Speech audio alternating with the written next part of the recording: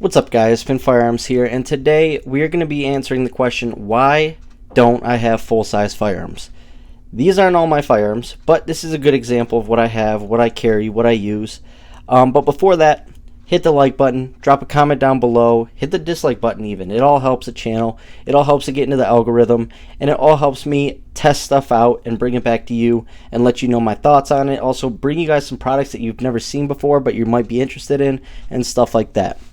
Now, for instance, this channel is about everyday carry for the average person. A lot of people that watch people on YouTube, with big channels and stuff like that, and sometimes it's hard to relate to them. They're getting firearms sent to them for cheap.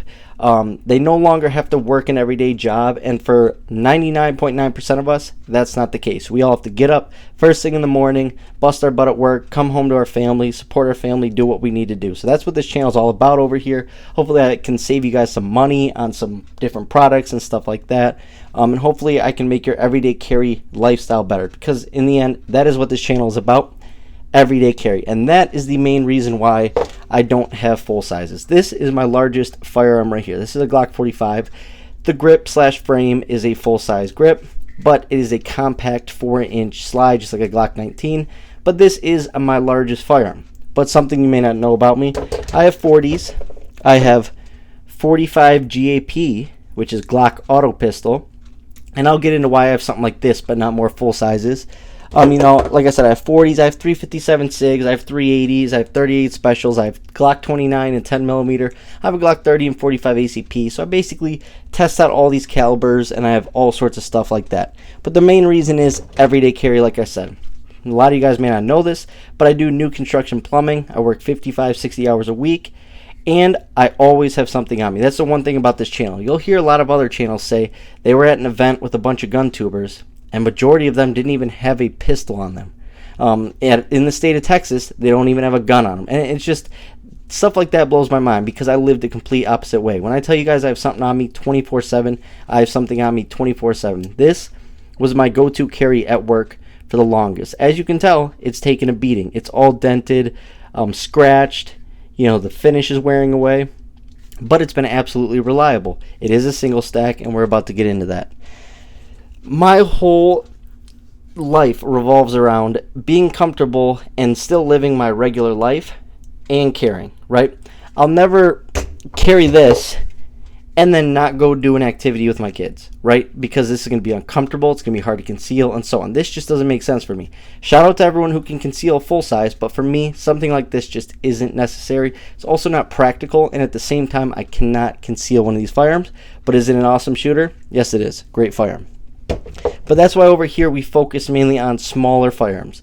And another thing you'll realize on this channel is you don't see me going out and buying a $3,000 firearm, $4,000 firearm, because to be honest, that's just unrealistic right now in my life, right? I do get stuff like this, but that's honestly just from my YouTube earnings.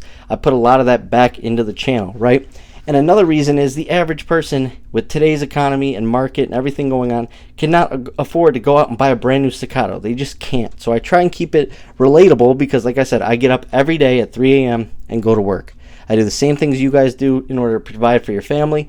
Therefore, I try and keep it reasonable with the firearms that I review and the parts, because some of us may, have $50 a week we can spend on a firearm, or $75, and it's just, we don't have that amount of money, but we still want to protect ourselves, defend ourselves, be good with our firearms, and have something on us 24/7.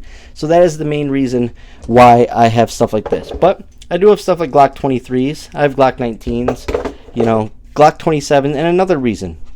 My favorite everyday carry, the Glock 26. As you can see, I have a budget optic on there, right? But it runs, and that's the point of this, is testing these things, because now you could possibly get a budget optic for $100 or whatever that runs flawlessly for you, and you're not spending $400 and $500 when you can get something like this that can take an absolute beating and just run, right?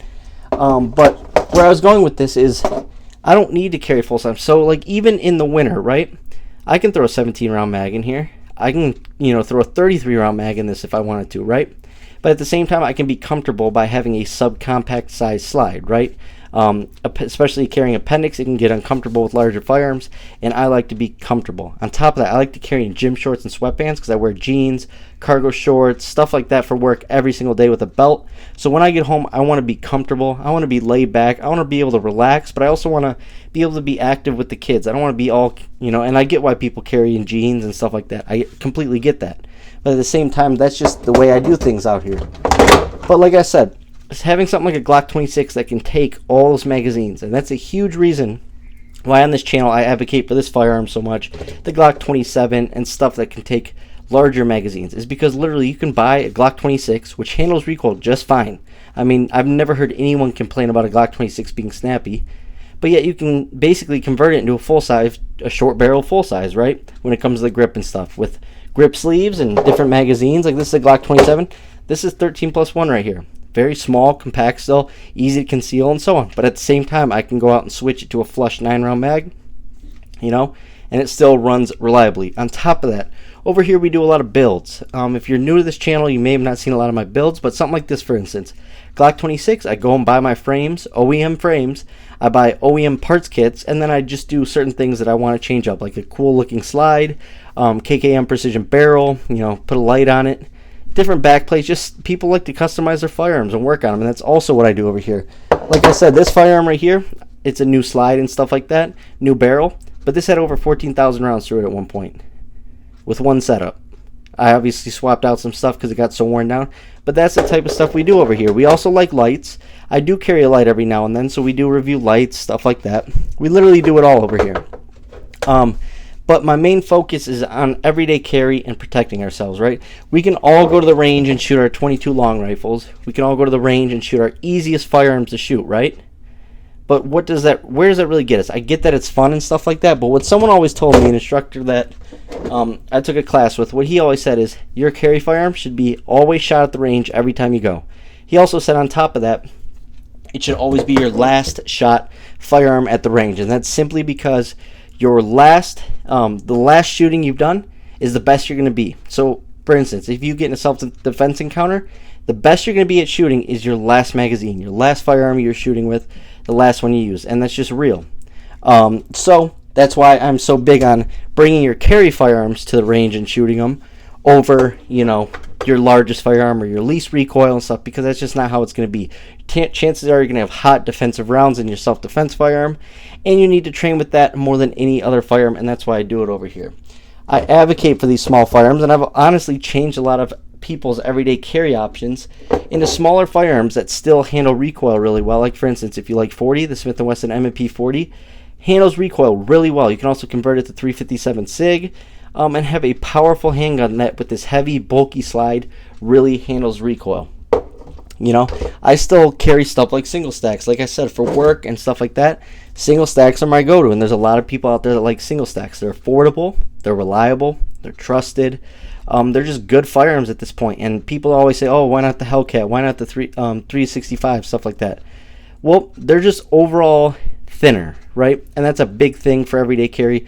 While at work, because I do new construction plumbing, is having a very thin firearm that's concealable, but at the same time I can still defend myself with. Also, we do a lot of pocket pistols over here, because once again, this can be your best friend. There's places that guns are frowned upon. There's also, family events where firearms are frowned upon. There's a lot of situations where firearms are frowned upon, but you want something on you, and chances are you're going to be in a low crime environment or whatever, right? So you can afford to get away with a pocket pistol with a backup mag. You can afford to get away with the FN 503 6+1 and then have a backup 8+1 mag. You can afford to do stuff like that. We also test magazines, because a lot of people want to go and get larger magazines for their firearms, especially the Glock 43X, that run. They also want to make builds where they can get slides like this that are cheap, that function. So that's what we do over here mainly. It's more carry oriented. I know it's not going to make me popular. I know I'm not getting the latest and greatest thing, because once again, it's that I can't afford it, but at the same time, I like to wait on new firearms. I like to watch what happens and what unfolds in the first 5-6 months of that firearm being released, and then I make my purchase, right? I let the Springfield Army Hellcat, even though Springfield Army Hellcat, the original right here, is my favorite handgun. I have 3 of these. the reason I have 3 of them is because they're the most reliable firearm other than my Glock 26 that I own, round count wise. So I absolutely love them, like them for different situations and stuff like that. But over here, I waited on the Hellcat Pro, I waited on the Canik MC9, I waited on the Glock 28 and stuff like that, simply because I wanted to see issues and stuff that were happening. Therefore, I can bring videos to you guys and answers to you guys with my own experience, comparing it to other experiences that other people had. We also review firearms that got terrible reviews, stuff like the Smith & Wesson CSX. Every time someone has picked one of these up because of my channel, they've come back and said they're extremely happy. They said it was a great pickup. They said they love the trigger. The ergonomics are so on point. So we're not just going to blast firearms that could potentially be great for him or him or him. We're going to actually give them full reviews after we've shot them, after we've used them, after we've ran them.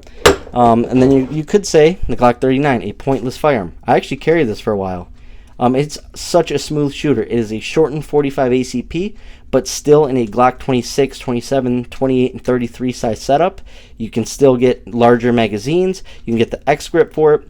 Like I said, it shoots a smaller 45 in a small package, and it handles recoil like a beast. The only difference in a 26, 27, 28, and 33 is going to be the slide width, but it really does help with recoil. This thing is honestly like shooting a 9mm. And yes, it's going to have less capacity and stuff like that, but this is a true pocket rocket, a true concealable, handgun that has some true power behind it. And yes, you can still find ammo, stuff like that for it. But the reason I got it is my favorite firearms are the Glock 26s, 27s, 28s, 33s, and 39s, like I said, the Subcompact. So stuff like that is just collection items for me, right? So I do buy stuff and collect it, but at the same time I always shoot it and give reviews, because you never know. Your favorite firearm might end up being a Glock 39. You may like the way it handles. You might like the power it has, but such low recoil. You may like it just because you've never heard of this round before, because it's pretty obsolete right now. I will agree. Nobody makes firearms in this caliber except for Glock, but at the same time it's a blast at the range, and this is a great defensive pistol. Up close and personal, a shortened 45 ACP is an absolute animal of a round. But I hope that explains it to you guys. This I could never carry.